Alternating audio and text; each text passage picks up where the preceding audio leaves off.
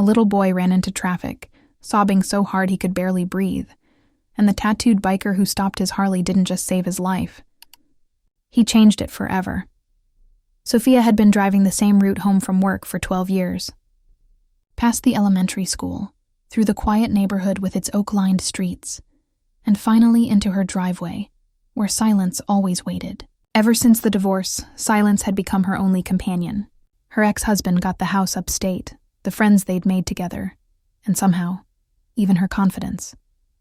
She got the old sedan, the studio apartment, and a heart that had learned to stay small and quiet. That Tuesday evening felt no different. The sky was turning that soft purple color that used to make her feel hopeful, back when hope still lived in her chest.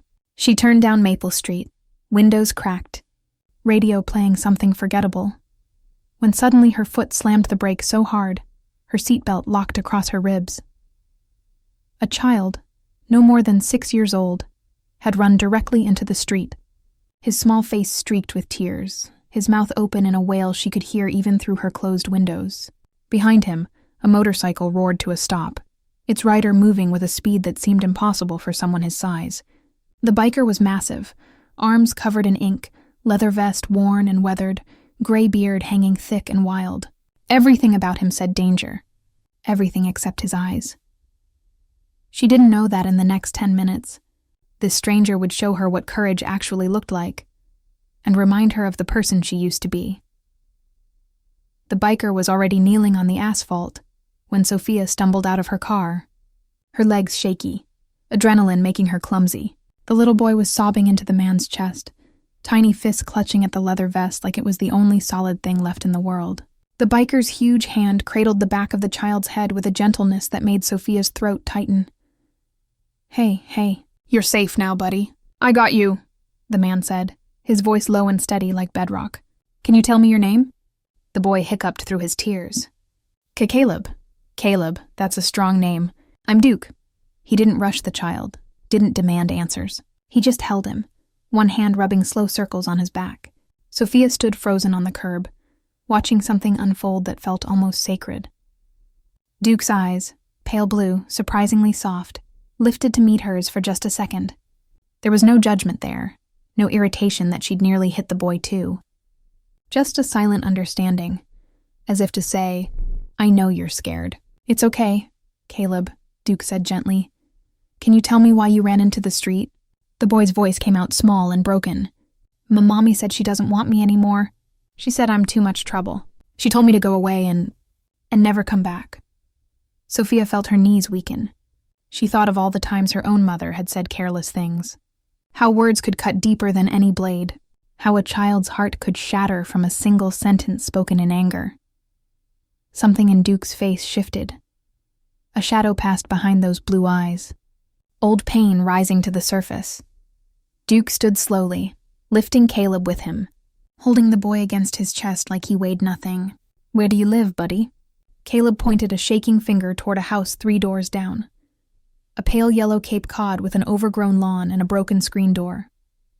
Duke started walking, and Sophia found herself following, though no one had asked her to.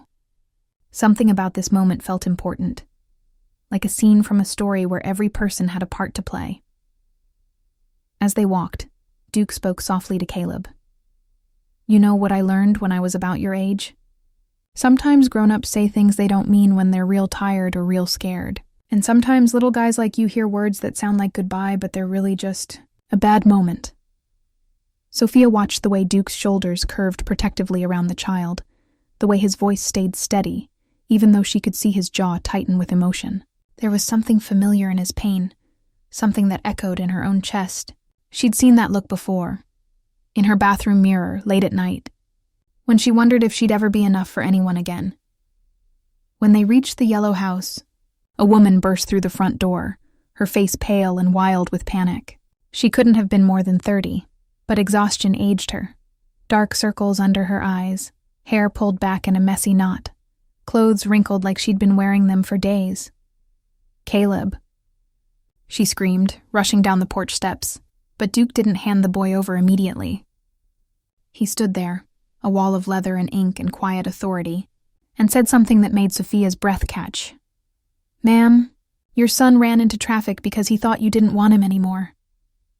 The woman's face crumbled. She reached for Caleb, but her hands were shaking so badly she could barely hold them out. Oh my God, baby, I didn't mean, I would never." Her voice broke into sobs. "I've been working double shifts for 3 weeks. I haven't slept. I'm behind on rent. I said something horrible and I didn't mean it. I swear I didn't mean it." Duke finally passed Caleb to his mother, but he didn't walk away. Instead, he stood there, his voice steady and sure. "I know what it's like to hear words you can't take back. When I was 7, my old man told me I was worthless. Said it drunk, said it mean, said it enough times that I believed it. Took me 40 years to figure out that hurt people, and that his words were never the truth about me." Sophia watched this mountain of a man, covered in scars and stories, offer his own pain like a gift to a stranger. She saw the mother's shoulders shake as she held her son, whispering apologies into his hair. "I'm so sorry, Caleb. Mommy was so wrong. You're not too much. You're everything.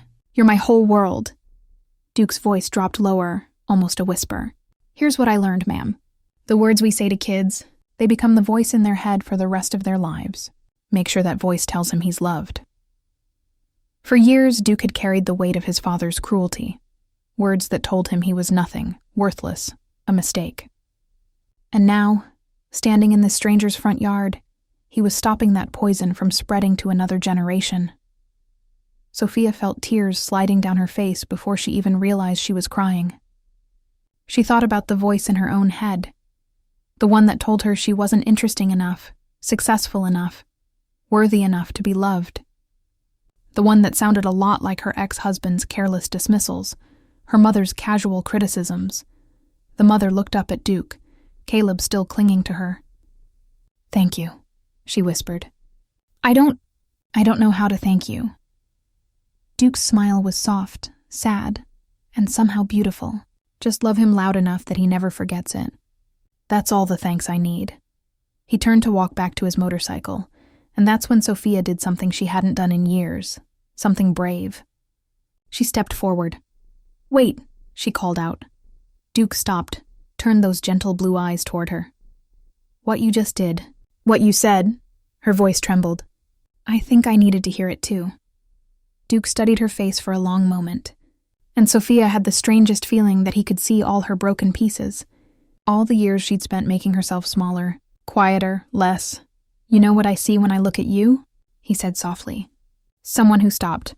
Someone who stayed. Someone who cared enough to be a witness to somebody else's pain. That ain't nothing. That's everything." Something inside Sophia's chest unlocked. A door she'd kept shut so long she'd forgotten it was there. For years, she'd believed the lie that she wasn't enough. But standing there, watching this stranger pour kindness into a broken moment, she remembered something she'd lost. She got to choose the voice in her own head. She got to decide what story to believe about herself. It wasn't just Caleb who'd been saved from traffic that day. It was something in Sophia too. Something that had been running blindly toward destruction, not knowing there was another way to live. Sometimes the people who save us don't wear capes or badges. Sometimes they wear leather and scars and carry their own broken pieces with such grace that they remind us we're all just trying to heal. And kindness, real, raw, honest kindness, is the bridge that carries us home. Duke rode away on his Harley, the sound fading into the purple dusk. Sophia stood on the sidewalk, watching the mother rock her son on the front porch, their silhouettes soft in the evening light. And for the first time in years, Sophia felt something warm unfold in her chest. Not hope exactly. Something quieter, something truer. The permission to begin again. Have you ever met a stranger who said exactly what your heart needed to hear? Do you believe some people cross our path not by accident, but because we needed to witness their courage, or they needed to witness ours?